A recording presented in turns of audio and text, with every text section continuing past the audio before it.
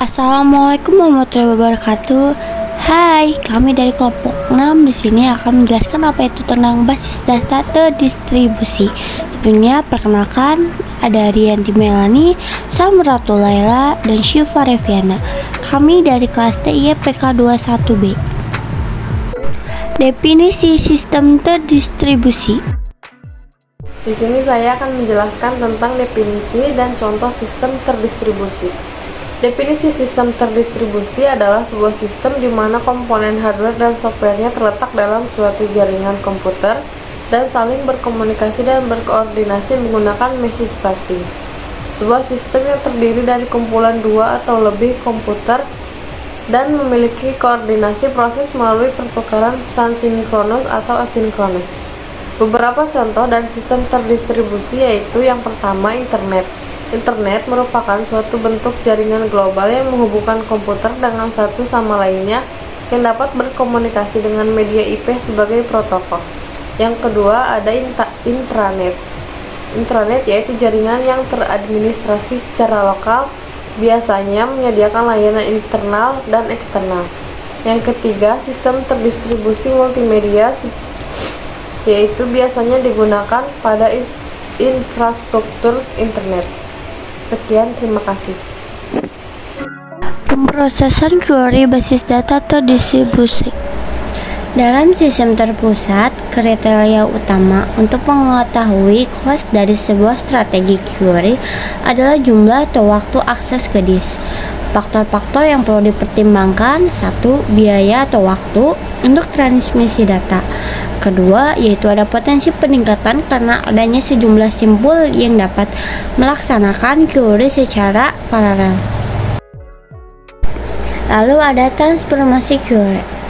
Jika terdapat tabel di replika atau difragmentasi atau sekaligus, kita dapat memenuhi query tersebut dengan memilih salah satu simpul tempat suatu tabel berada, kemudian mengeksekusi query. Jika tabel tidak direplikasi atau difragmentasi, maka pemilihan simpul akan didasarkan pada simpul memberikan ongkos transmisi data yang paling rendah.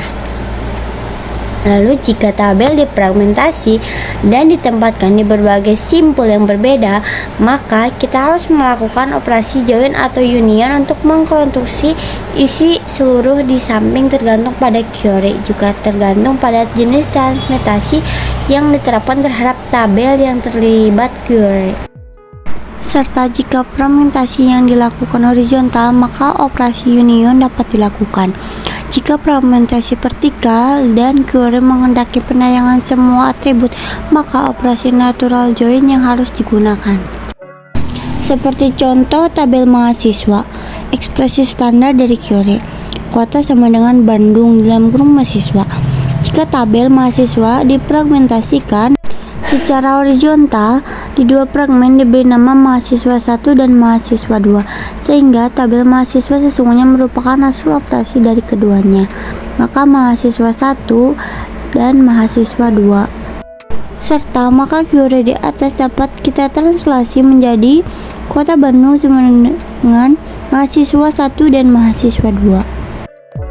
Keuntungan dan kerugian basis data terdistribusi. Yang pertama, ada keuntungan secara alami mengikuti struktur organisasi, adanya otonomi lokal, sifatnya dapat dipakai secara bersama, peningkatan ketersediaan, peningkatan kehandalan, peningkatan kinerja, ekonomis, pertumbuhan yang modular.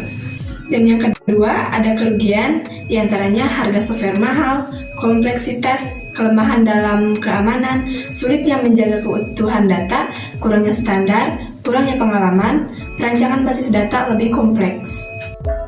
Sekian dan terima kasih. Arigatou gozaimasu.